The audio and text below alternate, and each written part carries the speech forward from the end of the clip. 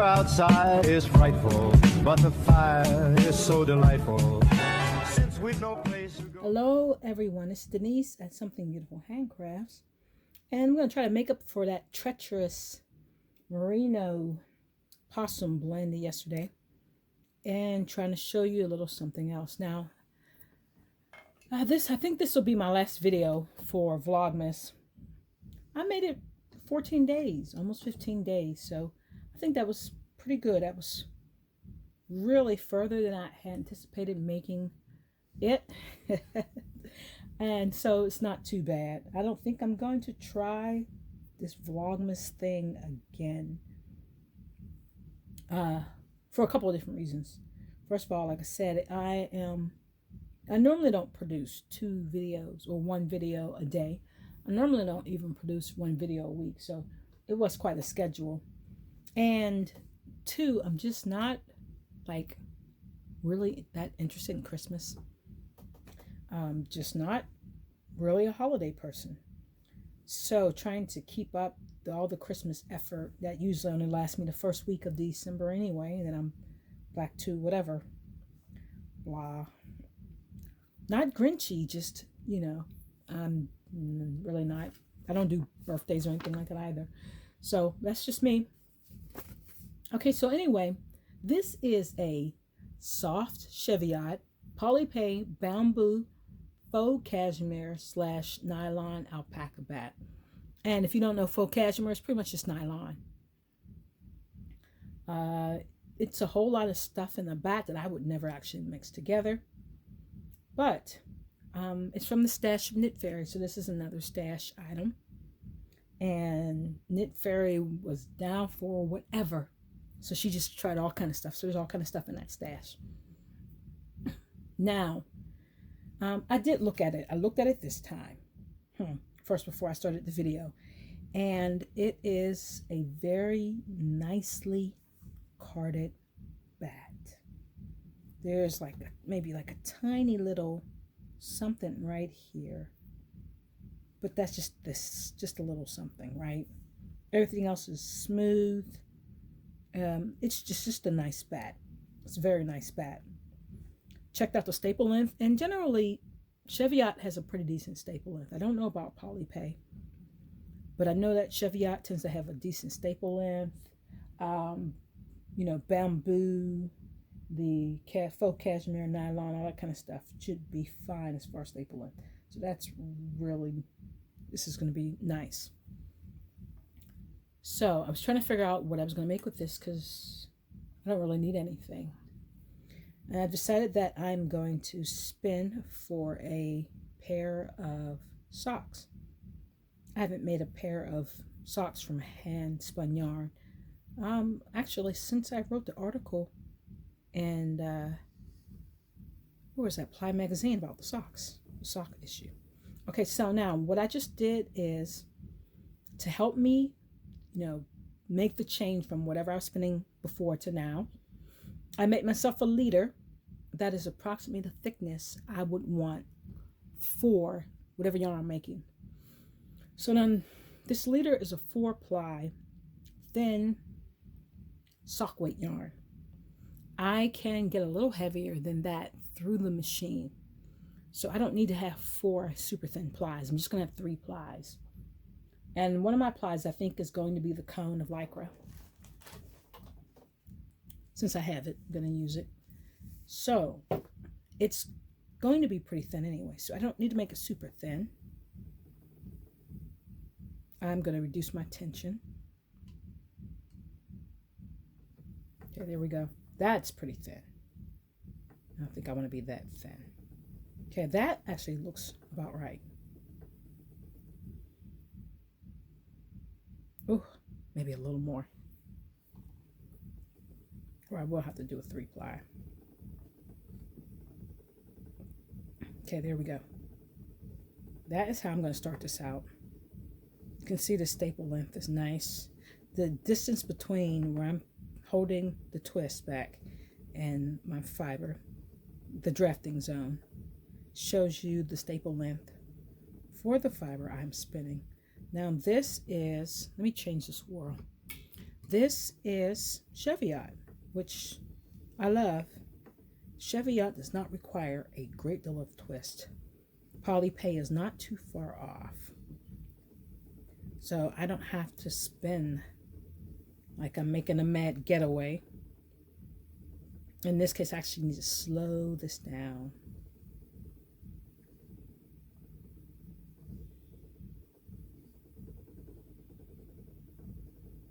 Okay.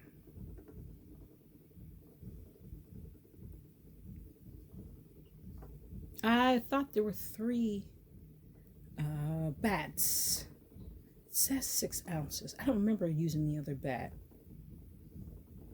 But I'm just going to spin this on 2 different bobbins and then ply with the lycra, and that'll be my 3rd ply. So I won't worry too much about that. I could chain ply it.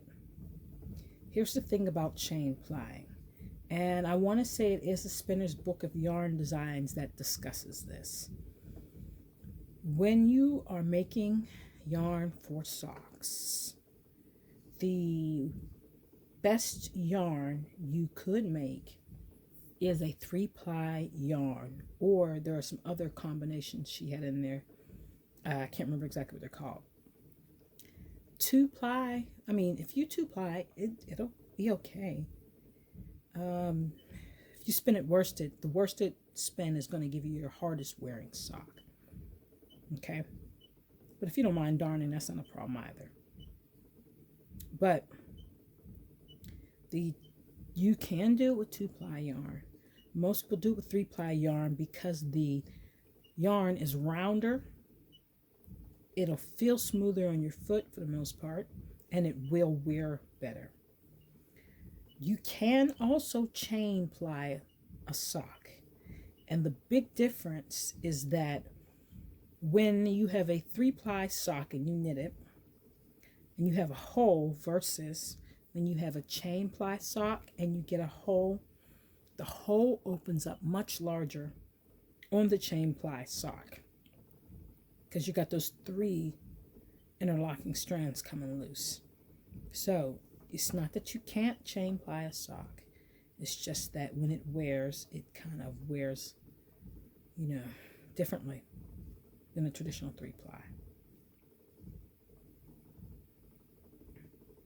Of course, like I said, if you are making your socks, you can get away with whatever you want, because back in the day, as I like to say, they didn't have nylon. And I really tried to dive into what was used in socks before nylon, and really nothing. They were just wool socks. And they were mended when they needed to be mended. And that's kind of how things worked. There are some examples of some cultures who may have added human hair or horse hair to strengthen socks.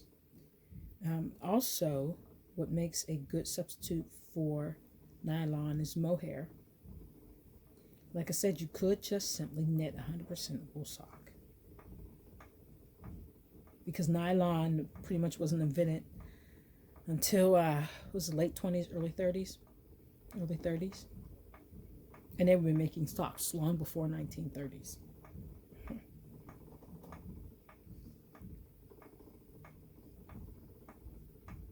Just some thoughts, because you get a lot of rules in books about how things need to be done, and when you consider it, people have been spinning yarn for millennia, and just using a stick and a rock and a rock weighted loom, so that all these new tools that you need now, you really don't.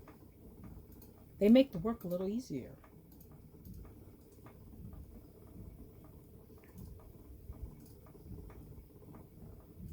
There was no such thing as superwash wool back then. You just took care of your delicates.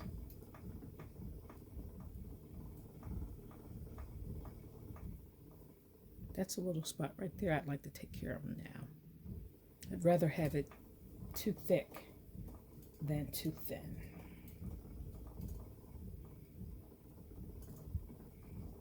Okay, see how I'm really trying to keep my drafting zone consistent. Oh, got away from me there.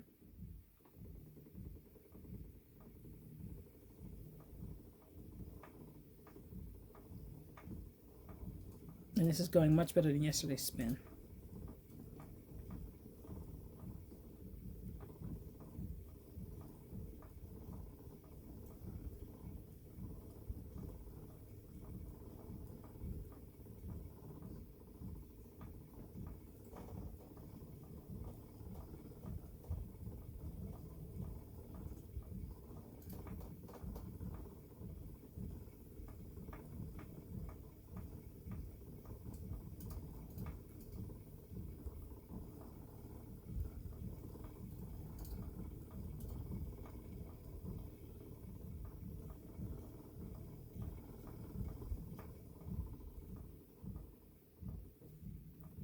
Okay, basically that's about it.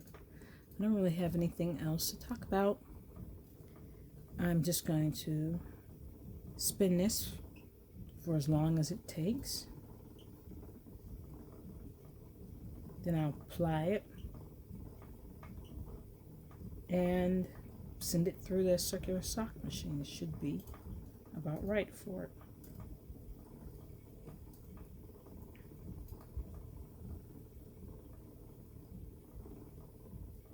Thank you everyone for watching. I truly appreciate you taking time out of your busy schedule to bother with whatever it is I'm doing here. And hopefully it was informational, if not entertaining. Have a great day.